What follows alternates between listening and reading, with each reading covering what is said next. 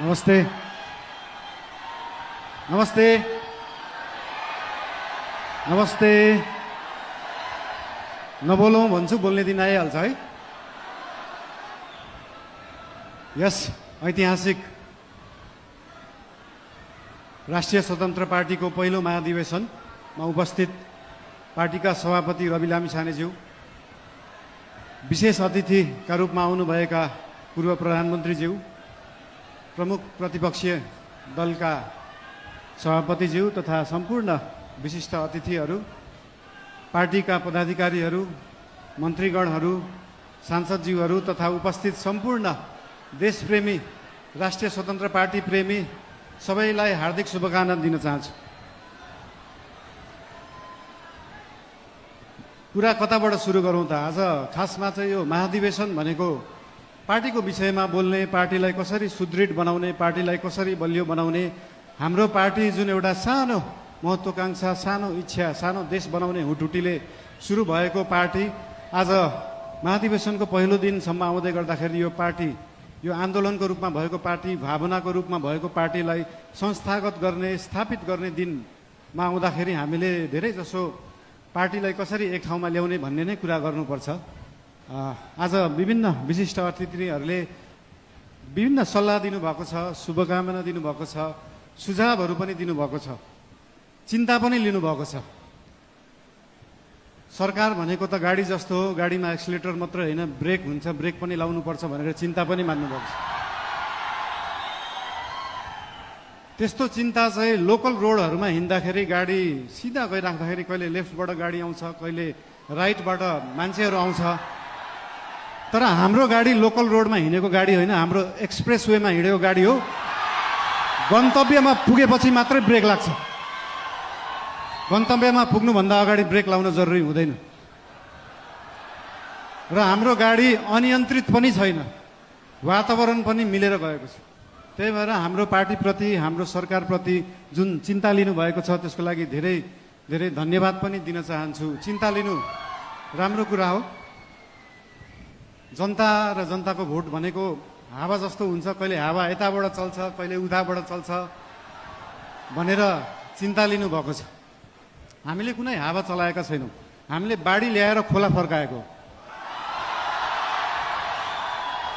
र खोला एकचोटि सिधा बाटो, आफ्नो सही बाटोमा फर्किएपछि निरन्तर त्यही बाटो बगिरहन्छ। यो हावा जस्तो कहिले लेफ्ट राइट, उत्तर दक्षिण, पूर्व पश्चिम बग्दैन।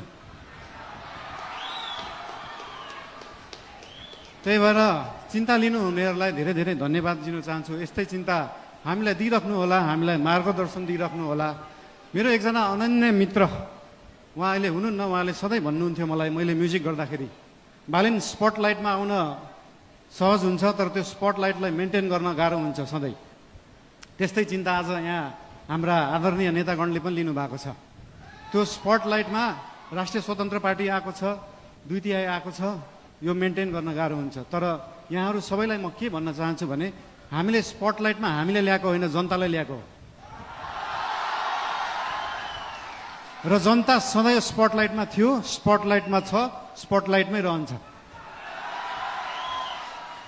हामीले दिएको प्रकाश नेतालाई दिएको प्रकाश होइन। हाम्रो सूर्य नेताप्रति मात्रै चम्किँदैन, हाम्रो सूर्यले जनतालाई प्रकाशित गर्छ। त्यही भएर यो जनता सधैँ अगाडि नै रहन्छ।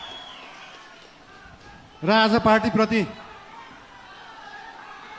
आज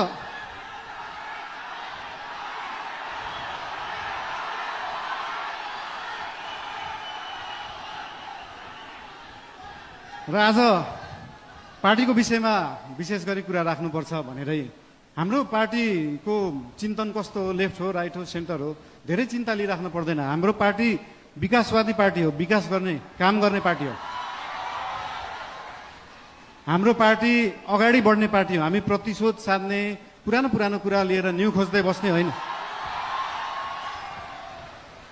न्यू खोज्नु परे अगाडि बढ्दै गर्दा न्यू खोजिन्छ। कस्तो केसमा मात्रै भन्दाखेरि विगतका दिनहरूमा कुनै फटाइ भएका छन्, सरकारी सम्पत्तिको दोहन भएको छ, सरकारी रकमको दोहन भएको छ भने त्यहाँनिर न्यू खोज्न जरुरी हुन्छ।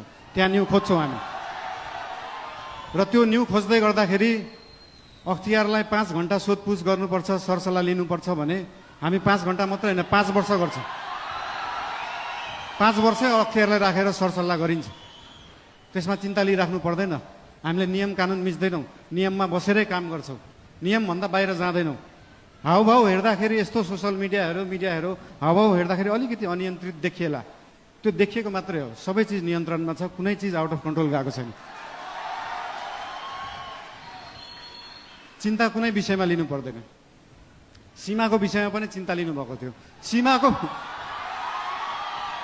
हामीले सीमाको विषयमा बोल्दाखेरि पक्कै पनि जुनसुकै देशसँग सीमाको विषय कुरा गर्दाखेरि उहाँहरूले पनि आफ्नो आपत्ति जनाउनुहुन्छ। आपत्ति जनाउनु भयो, मलाई अचम्म लाग्यो। ल ठिक छ, तपाईँहरूसँग प्रमाण छ भने ल्याउनुहोस्। हामीसँग त प्रमाण छ, हामीसँग कालापानी लिपुलेखको प्रमाण छ। र त्यो प्रमाण लिनलाई हामीले पहिला ब्रिटिसले राज गर्दाखेरि त्यो प्रमाण ल्याउनुपर्छ भने ल्याउँछौँ भनेका हो। हामीले ब्रिटिसलाई मध्यस्थकर्ता राख्न खोजेका होइनौँ। हामी हाम्रो छिमेकीहरूसँग आफै कुरा गरेर मिलाउँछौँ। हामीसँग प्रमाण छ र हामी ल्याउँछौँ, त्यो कुरा गरिएको हो। यसमा आशंका मान्नु पर्दैन। मेरो राष्ट्रियताप्रति कुनै आशंका मान्नु पर्दैन, कसैले पनि मान्नु पर्दैन।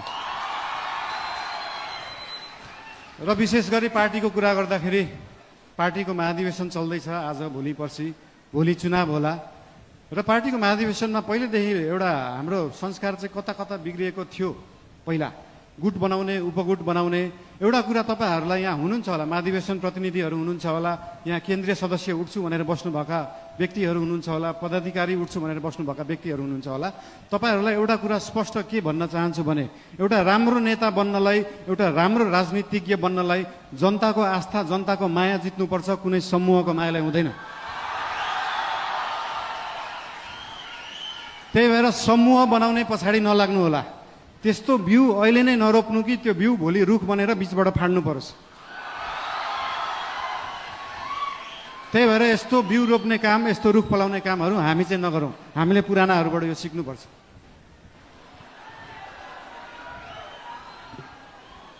र एउटा कुरा के भन्न चाहन्छु भने हामी नयाँ पार्टी हो, नयाँ सोचले गर्दा हामीले हरेक चुनावमा गएर एउटै एजेन्डा बोकेर जाने, सुशासन ल्याउँछु भनेको छ, सुशासनको लागि एजेन्डा बोकेको छ, सुकुम्बासी समस्या हटाउँछु भनेको छ। हामीले यही कार्यकालमा सुकुम्बासी समस्या समाधान गर्छौँ, यही कार्यकालमा सहकारी समस्या समाधान गर्छौँ।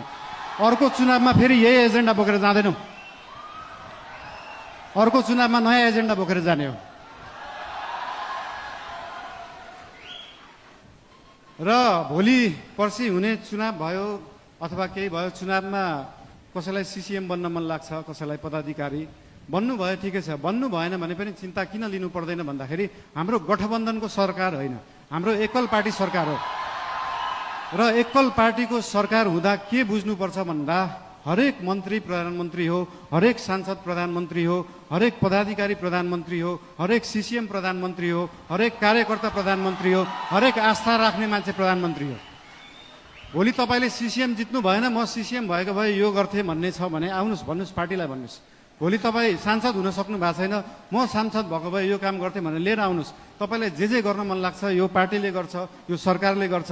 र हाम्रो पार्टीका पदाधिकारीहरूलाई सरकार र पदाधिकारीहरू, सिसिएमहरू विभिन्न जिल्लाबाट आउनु भएको छ, उहाँहरूसँग कनेक्ट भएर उहाँहरू र सरकार एउटै हो भन्ने उहाँहरूलाई चाहिँ अनुभूति गराउन अझै पनि उहाँहरूलाई अनुरोध गर्न चाहन्छु। अझै बोलौँ, के गरौँ? ठिकै छ, अब नबोलौँ भन्दा बोल्ने दिन आइहाल्छ भने जस्तै।